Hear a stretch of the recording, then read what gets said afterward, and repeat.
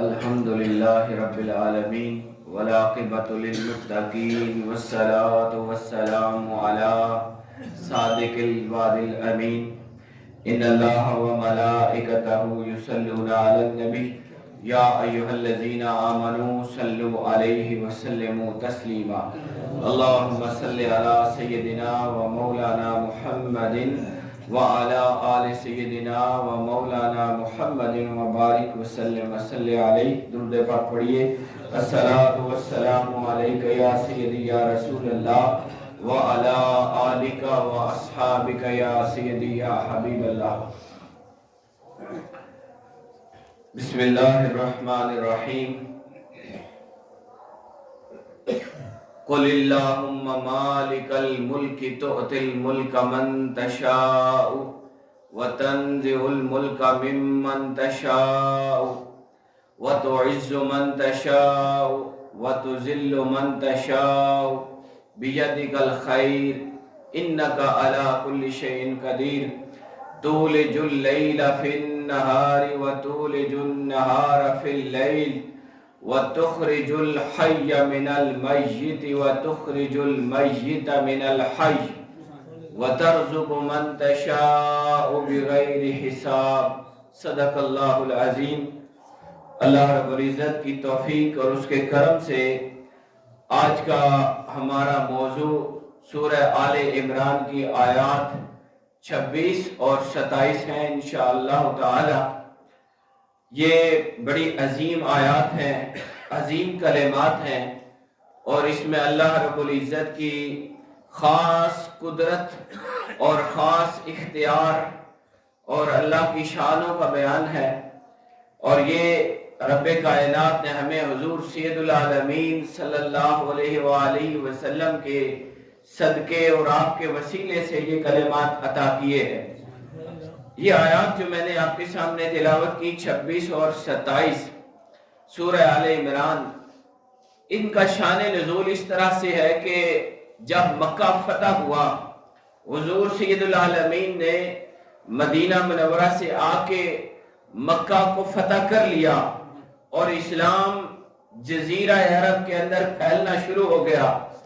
اللہ نے اسلام کو طاقت عطا کی اور حضور سید العالمین صلی اللہ علیہ وسلم نے مکہ کے شہر کو بتوں سے پاک کیا اور حرم کعبہ کے اندر 360 بت رکھے تھے. آپ نے ان کو نکالا اور حضرت بلال کو کعبہ کی چھت پر کھڑے کر کے اللہ کے نام کو بلند کیا. جب یہ شان ہوئی ظاہر مسلمانوں کی اور اللہ رب العالمین نے حضور سید العالمین کو یہ عظیم فتح عطا کی اور دنیا کو ایک پیغام ملا، تو ساتھ ہی حضور سید العالمین صلی اللہ علیہ وسلم نے اپنے ماننے والوں کو، اپنے محبین کو، اہل ایمان کو ایک اور خوشخبری سنا دی اور فرمایا کہ بہت جلد اللہ کریم مسلمانوں تمہیں روم اور کسرا اور کیسر کے جو ملک تھے ان کے اندر بھی تمہیں فتح عطا کرے گا. ایک اور فتح کی خوشخبری بھی عطا کر دی گئی. تو جب آپ نے فارس اور روم، دو اس زمانے میں سپر پاورز تھی، ملک فارس بھی عظیم ملک تھا، بہت بڑی طاقت تھی، اور ملک روم بھی، تو ان دو طاقتوں کے فتح ہونے کی خوشخبری بھی حضور نے سنا دی. یہ بات بڑی عجیب تھی کہ وہ ذات جسے مکہ سے مجبور کر کے ہجرت کرنے پر مجبور کیا گیا، گھر وطن چھوڑنے پر مجبور کیا گیا، اور آپ کافروں سے چھپ کر اللہ کے حکم سے غار ثور میں رہے، وہاں سے آپ نے مدینہ والوں نے آپ کو ویلکم کیا، موخات مدینہ ہوا، اور لوگوں نے حضور علیہ السلام کے ساتھ جان و مال قربان کرنے کے وعدے کیے.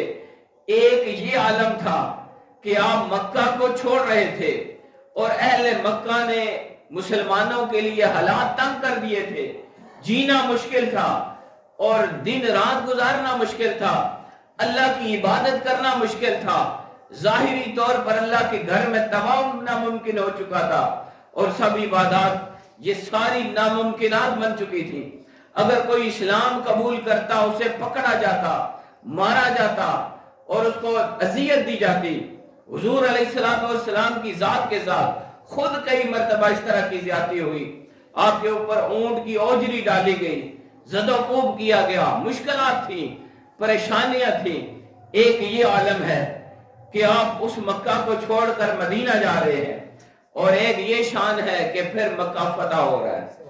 اور اس پر پھر حضور علیہ السلام نے اپنے ماننے والوں کو بتایا کہ ہم دین حق پر ہے. مجھے اللہ نے اسلام اس لیے دیا ہے تاکہ تمام ادیان پر اس کو غالب کر دیا جائے، اور بہت جلد ایسے ہوگا کہ فارس کا ملک بھی فتح ہوگا اور روم بھی فتح ہوگا. جب یہ آپ نے خوشخبری اہل ایمان کو دی تو آپ کو پتہ ہے کہ جب اس طرح کے حالات ہوں، ابھی صرف مکہ فتح ہوا اور پچھلے حالات لوگوں کے سامنے تھے، تو جو منافق تھے یا کافر تھے یا یہودی تھے وہ اس بات پر طنز کرنے لگے. آپ اس بات سے ایک اور بھی چیز لے لیں، بڑی خاص بات ہے.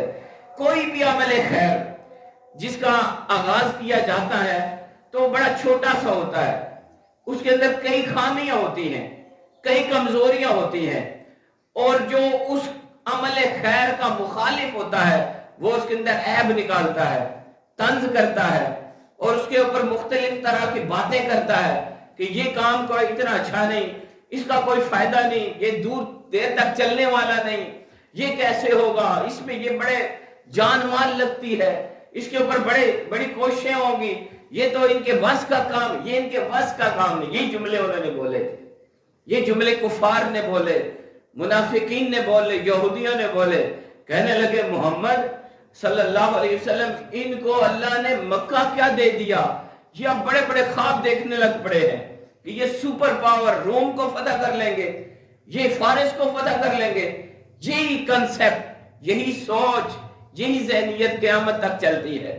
جو عمل خیر کو قبول کرتا ہے اور اس کا معاون بن کر اس کے لیے اپنی کوششیں کرتا ہے، اللہ اس کو وہ فتح عطا کرتا ہے. لیکن جو مخالف ہوتا ہے، بغض رکھتا ہے اور راہ میں رکاوٹیں ڈالتا ہے، پھر اللہ کریم اسی طرح اس کو جس طرح مکہ فتح کر کے ذلیل کیا، اسی طرح روم فتح کر کے ذلیل کیا، فارس فتح کر کے ذلیل کیا، تو وہ مخالف حق اسی طرح زندگی بھر ذلیل و خوار ہوتا رہتا ہے، اور اللہ اپنے معاملے کو توڑ تک لے جاتا ہے. ان اللہ بالغ امرہ، اللہ اپنا معاملہ بلوغ تک لے کے جاتا ہے.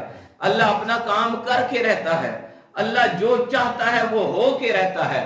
اور اللہ نے حق کے اندر یہ خاص بات رکھی ہے، جو عمل خیر ہوگا، جو حق ہوگا، جو صحیح ہوگا، اللہ اس میں برکت ڈالتا ہے اور اس کے لیے آسانیاں پیدا کرتا ہے اور وہ معاملہ آگے چلتا ہے. تو اسی طرح جب حضور علیہ السلام نے یہ خوشخبری سنائی تو منافقین نے باتیں کی، یہودیوں نے باتیں کی، اعتراضات کیے کہ ایک اس طرح یہ انہوں نے بات نکالی نہیں، ان کی طاقت بڑی ہے، ان کا زور بڑا ہے، ان کا اختیار بڑا ہے، جن کی بس کی کہاں باتیں ہیں. تو وہاں اللہ کریم نے یہ آیت نازل کی اور فرمایا یہودیوں، منافقوں، کم ایمان والو، تم اس بات کو یوں لیتے ہو قُلِ اللَّهُمَّ مَالِكَ الْمُلْكِ، آپ کہہ دیں، اے محمد آپ فرما دیں، آپ ان کو اعلان کر دیں، اللہم مالک الملک، اللہ بے شک میں اللہ تو ہی مالک ملک ہے، تمام کائنات کی سلطنت وہ تیری ہے، بادشاہ تو ہے، اختیار تیرا ہے، اور سلطنت کا حقیقی مالک تو ہی ہے، ملک تیرا ہے، بادشاہ تیری ہے. تو تل ملک من تشاء، تو عطا کرتا ہے بادشاہ جسے چاہتا ہے، جسے تو چاہتا ہے اسے بادشاہ بنا دیتا ہے. وَتَنزِعُ الْمُلْكَ مِمَّن تَشَاءُ، اور جس سے چاہتا ہے سلطنت کو لے لیتا ہے، حکومت کو لے لیتا ہے، اختیار کو لے لیتا ہے اور اسے اتار دیتا ہے. اور پھر فرمایا یہ تیری مرضی ہے اور یہ تیرا اختیار ہے. تَنزِعُ الْمُلْكَ مِمَّن تَشَاءُ، جس سے چاہتا ہے وہ اختیار بھی لے لیا جاتا ہے. تو اختیار لینے پر بھی قادر ہے اور اختیار دینے پر بھی قادر ہے. تو کرسی پر بٹھاتا بھی ہے اور کرسی سے اٹھاتا بھی ہے. یہ سارا اختیار تیرا ہے، ملک تیرے ہیں، حکومت تیری ہے، اختیار تیرا ہے. جسے چاہتا ہے یہ عزتیں عطا کرتا ہے اور جس سے چاہتا ہے یہ اختیار اور عزت واپس لے لیتا ہے۔ اب کفار کو یہ جواب دیا جا رہا ہے، اور پھر یہ ساتھ فرمایا وَتُعِزُّ مَن تَشَاءُ، اے مالک تو ہی عزت دیتا ہے جسے چاہتا ہے۔ تو عزت دینا یہ تیرا اختیار ہے۔ تو عزو من تشاء، جس کو چاہتا ہے اسے عزت کا شرف عطا کرتا ہے، اسے شانے دیتا ہے۔ وَتُذِلُّ مَن تشاء، اور جس کو چاہتا ہے ذلیل و خوار کر دیتا ہے۔ یہ تیرا اختیار ہے۔ اب جو بھی ذہن اس طرح کا سوچتا ہے کہ اس کے پاس فلاں کے پاس بڑی عزت ہے، بڑا نام ہے، اس کا بڑا کام چل گیا جی، اس کے بڑی نام بن گیا، تو اس کو ایک ہی دعوت ہے، اس کو یہ قرآن کی طرف ہم بلاتے ہیں اور ہم اسے کہتے ہیں کہ جس کے پاس بھی اگر عزت ہے، اختیار ہے، نعمت کی کوئی شکل بھی ہے، تو ہے اعتراض کرنے والے تو خدا کی طرف دیکھ، دینے والا کون ہے؟ اگر اس کے پاس آج عزت ہے تو یہ خدا نے دی ہے، اور اگر آج اس کے پاس اختیار ہے تو یہ خدا کا عطا کرتا ہے۔ اگر تو اپنا بغض ظاہر کرے گا، اپنے کم ایمان کو ظاہر کرے گا اور اپنے اعتراض کرے گا، تو اس کا مطلب یہ ہے کہ تو خدا کی تقسیم پر اعتراض کرنے والا ہے۔ یہ تو اللہ کا فیصلہ ہے۔ وَتُعِزُّ مَن تَشَاءُ، تو جسے چاہتا ہے عزتیں عطا کرتا ہے۔ وَتُذِلُّ مَن تَشَاءُ، اے کافرو، اے یہودیو، اے منافقو، اے کمزور ایمان رکھنے والے ہو، تمہیں یہ یقین رکھ لینا چاہیے کہ یہ اختیار دینا یہ خدا کا کام ہے، اور اختیار لینا یہ خدا کا کام ہے۔ عزت دینا خدا کا کام ہے، اور عزت لینا یہ بھی ایک ذہنیت ہے کہ بعض جو بد فطرت ہوتے ہیں ان کے اندر یہ خباثت پائی جاتی ہے کہ کوئی نہ کوئی ایسا شوشہ چھوڑا جائے، کوئی ایسا عمل کیا جائے، کوئی ایسی بدنامی اختیار کی جائے، کوئی ایسی بات کی جائے جس سے اس کی شان کم ہو جائے، جس سے اس کی عزت کم ہو جائے، اس کے اوپر کوئی الزام لگے، اس کے اوپر کوئی بات کی جائے، تو یہ سوچیں یہ ساری خدا کے مقابل ہے، یہ اللہ سے مقابلہ ہے۔ اللہ کہتا ہے وَتُعِزُّ مَن تَشَاءُ، عزت خدا کے ہاتھ میں ہے۔ وَتُذِلُّ مَن تَشَاءُ، اللہ جسے چاہتا ہے اسے ذلیل کرتا ہے۔ وَبِيَدِكَ الْخَيْرُ، اللہ نے حضور کو فرمایا آپ یوں کہیں اے اللہ تیرے ہاتھ میں ہے ہر خیر تیرے ہاتھ میں ہے، ہر بلائی تیرے پاس ہے۔ اِنَّكَ، بے شک تو ہی، عَلَىٰ كُلِّ شَيْءٍ قدیر، ہر چیز پر کامل قدرت رکھنے والا ہے۔ تو ان آیات کے اندر آپ دیکھیں تو اللہ رب العزت نے حضور سید العالمین صلی اللہ علیہ وسلم کے وساطت اور آپ کے وسیلے سے یہ عظیم کلمات ہمیں دیے، اور یہ سورس آف ایمان ہمیں دیا کہ ہر انسان کے دل میں یہ ایمان کا یہ لیول ہونا چاہیے کہ میری عزت کا مالک اللہ ہے، میری ذلت کا مالک اللہ ہے، میرے پاس جو کچھ ہے خدا کا دیا ہوا ہے، اور وہی اس کو لینے پر قادر ہے، ہر شے کا وہی اختیار رکھتا ہے، اور اسی کے اندر ہمیں ایمان کو پختہ رکھنا چاہیے۔ تو اس کے بعد ہم یہ دیکھتے ہیں کہ ان آیات کا جو حاصل ہے، مغز ہے، وہ یہ ہے کہ اس میں اللہ نے اپنی شان توحید بیان کی ہے کہ ان کاموں میں کوئی میری برابری کرنے والا نہیں، کوئی میرے ساتھ شریک نہیں ہو سکتا۔ یہ میری شان ہے کہ میں جسے چاہتا ہوں عزتیں دیتا ہوں، بادشاہتیں دیتا ہوں یا لے لیتا ہوں، اور اپنی عظمت اور اختیار کو بیان کیا۔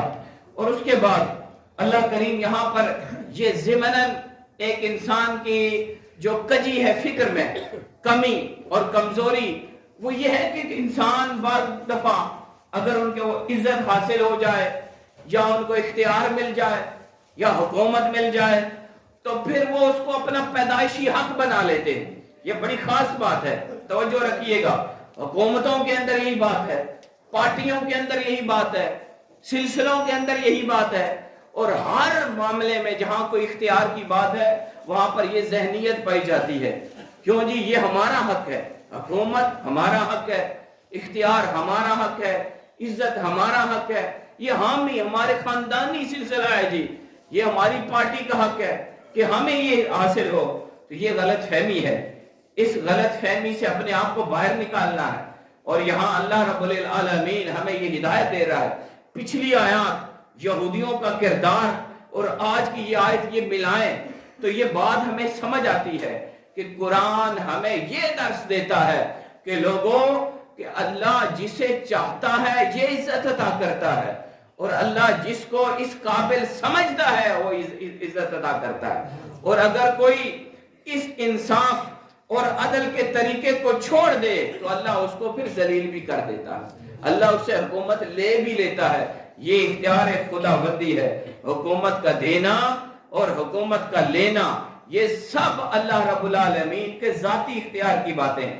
آپ کو پتہ ہے کہ اللہ رب العالمین کی بے شمار صفات ہیں، اللہ کی شانیں ہیں، بے شمار اس کی شانیں ہیں، انہی شانوں میں سے اس کی شان علم و حکمت بھی ہے اور عدل و رحمت بھی ہے۔ تو یہ جو اللہ کی علم اور حکمت اور عدل اور رحمت، اللہ کا رحیم ہونا، اللہ کا عدل کرنے والا ہونا، اور اللہ کا علم کامل کا ہونا، اللہ کا حکیم ہونا، یہ چاروں صفات جب جمع کریں تو اس سے باقی صفات کو جڑی ہوئی ملتی ہے۔ اللہ رب العالمین کا یہ طریقہ اور سنت ہے کہ وہ جس قوم یا جس فرد میں یہ چیزیں دیکھتا ہے کہ یہ عدل کے تقاضے پورے کرے گا، یہ اس منصب کے تقاضے پورے کر سکتا ہے، یہ اس طرح کا رحیم اور عادل بن سکتا ہے، تو اللہ اس کو اس سیٹ پر، اس منصب پر بٹھا دیتا ہے۔ اور جب تک وہ بندہ یا وہ حکومت وہ یہ سلسلہ عدل اور رحمت قائم رکھتا ہے، اللہ کریم اس کو برکتیں عطا کرتا رہتا ہے، اللہ اس کے سلسلے کو قائم رکھتا ہے، اس کے حکومت کو قائم رکھتا ہے، اس کے اختیار کو قائم رکھتا ہے، اس کی عزت کو قائم رکھتا ہے۔ لیکن جب وہ بندہ عدل اور انصاف اور ان چیزوں کو چھوڑنے لگتا ہے اور راہ ہدایت سے بھٹکنے لگتا ہے، پھر اللہ ہی کا یہ طریقہ ہے کہ پھر اللہ اس بندے سے، اس قوم سے، اس قبیلے سے، اس پارٹی سے وہ اختیار، وہ منصب، وہ حکومت لے لیتا ہے۔ اسی لیے اللہ نے فرمایا بیدک الخیر، ساری بھلائی مالک تیرے ہاتھ میں ہے، سارا اختیار تیرا ہے۔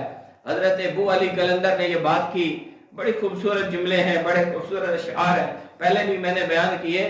وہ عرض کرتے ہیں مال عالم مل کے تستو مالکاں مملوک تو، اے اللہ جو جتنی بھی ملکیت ہے دنیا کے اندر، یا جو بھی مال ہے، مال کی جو بھی شکل ہے، اور ملک اور حکومت کی جو بھی شکل ہے، نعمتیں جتنی ہیں وہ ساری تیری ہیں، اور ان کے اوپر جو مالک بنے بیٹھے ہیں آج، وہ مالکاں مملوک، وہ تیرے ادنا غلام کی حیثیت رکھتے ہیں۔ وہ بیچتے، جیسے آج ہمارے پاس اگر زمین ہے، جائیداد ہے، بیٹے ہیں، پیسہ ہے، نام ہے، یہ جو کچھ بھی ہے یہ ہمارے پاس ہے، لیکن اصل مالک اللہ ہے، ہم تو عارضی مالک ہیں، اور آج ہیں کل نہیں، یہ فانی ہیں۔ وہ کہتے ہیں مال عالم مل کے تستو، اے اللہ ساری کائنات کا مالک تو ہے، سارا مال تیرا ہے، اور مالکاں جتنے بھی مالک ہیں آج وہ مملوک تو، وہ تیرے غلام ہیں، تیرے بندے ہیں، تیرے ادنا اور فانی بندے ہیں۔ اور اس شان کے باوجود بے نیازی، اس شان کے باوجود تو اپنے بندوں کو راہ ہدایت دینے کے لیے کیا فرماتا ہے؟ اقرض اللہ گفتائی، بندوں اللہ کے نام پر اللہ کو قرض لو۔ یہ ہم پڑھیں گے آگے جا کے کہ مالک بھی خود ہے، سارا اختیار بھی تیرا ہے، سارا ملک بھی تیری ہے، ساری چیزوں کا تو خود مالک ہے، لیکن یہ بے نیازی کی شان رکھنے کے باوجود تو اپنے بندوں کو کہتا ہے مجھے قرض دو۔ کیا مطلب؟ میرے نام پر میرے بندوں کو تم مال دیا کرو، ان کی مدد کیا کرو۔ یہ تم اگر کسی بندے کے ساتھ مدد کا طریقہ اختیار کرو گے تو یہ ایسے ہوگا جیسے تم نے خدا کو قرض دیا۔ آگے فرمایا تولج اللیل فی النہار، تو ہی رات کو دن میں داخل کرتا ہے۔ اے اللہ یہ تیری شان ہے۔ وَتُولِجُ النَّهَارَ فِي اللَّيْلِ، اور دن کو رات میں داخل کرنا یہ بھی تیری شان ہے۔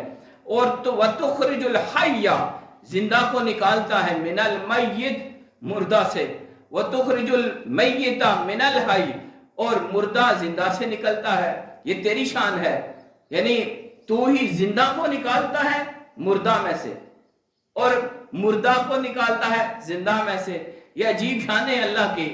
وَتَرْزُقُ مَن تَشَاءُ بِغَيْرِ حِسَابٍ، اور تو جسے چاہتا ہے بے حساب رزق عطا کرتا ہے۔ حاضرین گرامی، اس آیت کے اندر اللہ نے اپنی دو عظیم شانیں بیان کی ہیں۔ ایک تو یہ ہے کہ رات کو دن میں داخل کرنا، یہ آپ کے سامنے ہے، یہ اللہ کی شان ہے۔ کائنات کے اندر کوئی اور ہستی نہیں جو دن اور رات کو یوں بدل سکے، یہ رات کو دن میں اور دن کو رات میں داخل کر سکے، یہ اللہ کریم، یہ تیری شان ہے۔ اور اسی کے اندر مفسرین نے لکھا کہ یہ رات کبھی لمبی ہو جاتی ہے سردیوں میں، دن چھوٹا ہو جاتا ہے، پھر گرمیوں میں دن لمبا ہونا شروع ہو جاتا ہے، رات چھوٹی ہونا شروع ہو جاتی ہے۔ یہ کس نے کرنا ہے؟ یہ کون کرتا ہے؟ یہ اختیار کس کا ہے؟ اللہ نے کہا یہ آیت پڑھو تمہیں پتہ چلے گا، یہ جو آپ دن بڑے ہونا شروع ہو گئے نا، یہ خدا کی شان ہے، یہ خدا کی قدرت ہے۔ پہلے راتیں بڑی تھیں، یہ خدا کی شان ہے۔ پہلے سردی کا موسم تھا، اللہ نے سردی کو موسم کو گرمی کے موسم کے اندر گم کر دیا، یہ بھی تولج ہے، یہ بھی شامل کرنا ہے۔ اسی طرح موسم آتے ہیں اور جاتے ہیں، ایک موسم میں دوسرا موسم داخل ہوتا ہے۔ یہ ساری شانیں، یہ ساری قدرتیں اے مالک صرف تیری ہیں، اور تو ہی اس کو کرنے پر قادر ہے۔ اور اگلی آیت کا آخری حصہ بہت ہی خوبصورت اور بہت ہی عجیب معنی دیتا ہے۔ اللہ فرماتا ہے یہ بھی میری شان ہے، وَتُخْرِجُ الْحَيَّ، زندہ کو نکالتا ہے، مِنَ الْمَيِّتِ، مردہ سے۔ کبھی آپ نے سوچا اس بات کو کہ مردہ سے زندہ کیسے نکلتا ہے؟ آگے فرمایا وَتُخْرِجُ الْمَيِّتَ، اور میت کو نکالتا ہے، مِنَ الْحَيِّ، زندہ سے۔ زندہ سے مردہ نکل رہا ہے اور مردہ سے زندہ نکل رہا ہے۔ تو مفسرین نے بیان کیا کہ یہ اللہ رب العالمین نے اپنی ایک عجیب شان بیان کی ہے، اپنی قدرت بیان کی ہے کہ مردہ کو زندہ سے نکالنے کی مثال ایسے ہی ہے جیسے دانے سے پودے کا نکلنا۔ آپ دانے کو ڈالتے ہیں، دانہ مردہ ہوتا ہے بظاہر، لیکن اللہ نے اس کے اندر یہ صلاحیت رکھ دی ہے کہ آپ زمین کے اندر ڈالتے ہیں، اس سے ایک پودا نکلتا ہے، اور اس کو باٹنی باقاعدہ ایک علم ہے، اور وہ اسی طرح زندہ ہوتے ہیں پودے جس طرح انسان زندہ ہے، ان کو بھی اسی طرح خوراک کی ضرورت ہے جس طرح ہمیں ضرورت ہے۔ آپ کو پتہ ہے گندم کے لیے آپ کتنی محنت کرتے ہیں، کیا کیا کرتے ہیں۔ تو یہ اللہ رب العالمین نے یہ شان بیان کی۔ یہ دیکھیں گٹلی، آپ کھجور کی گٹلی وہ مردہ ہوتی ہے، آپ جس پہ درود بھی پڑھتے ہیں، تو آپ اس کو زمین کے اندر ڈالتے ہیں، وہاں سے کھجور کا پودا نکل آتا ہے۔ تو یہ مردہ سے زندہ کو نکالنا۔ اسی طرح انڈا ہے، تو انڈا بے جان ہوتا ہے، بظاہر کچھ بھی نہیں، لیکن اس سے مرغی کا بچہ نکلتا ہے، یہ مردہ سے زندہ نکل رہا ہے۔ یہ شانیں کون دکھا رہا ہے؟ یہ کس کی شانیں ہیں؟ اللہ رب العالمین یہاں اپنی شان کو ظاہر کرتا ہے، کہتا ہے اس کو دیکھو، ان چیزوں کو دیکھو، دانے سے پودوں کا نکلنا، انڈے سے بچے کا نکلنا، یہ مردہ سے زندہ کا نکلنا، یہ یوں ہی ہے جیسے کافر سے مسلمان کا نکلنا، یہ جیسے کفر سے اسلام کی طرف آنا، یہ ایسے ہے، اور یہ شان رب العالمین کی ہے۔ اور اگلی آیت کا حصہ وَتُخْرِجُ الْمَيِّتَ مِنَ الْحَيِّ، مردہ کو نکالتا ہے زندہ میں سے۔ انہی چیزوں کا الٹ کر لیں، جب پودا جوان ہوتا ہے تو آپ کو کیا دیتا ہے؟ پودا زندہ ہوتا ہے، پودا جب زندہ ہوتا ہے تو آپ کو دانے دیتا ہے۔ دانے کیسے ہوتے ہیں؟ مردہ کی طرح۔ اسی طرح پودے سے آپ دیکھیں نا، کھجور کا پودا جوان ہوا تو اس نے آپ کو کھجور دی، کھجور کھا کے کیا پیچھے بچا؟ گٹلی۔ یہ شان کس کی ہے؟ مردہ سے زندہ اور زندہ سے مردہ۔ اسی طرح مرغی زندہ ہے، اس میں سے بچہ انڈا نکلتا ہے، یہ کون کر رہا ہے؟ کیا کوئی اور کر سکتا ہے؟ نہیں۔ فرمایا بس اس بات کو سمجھ لو۔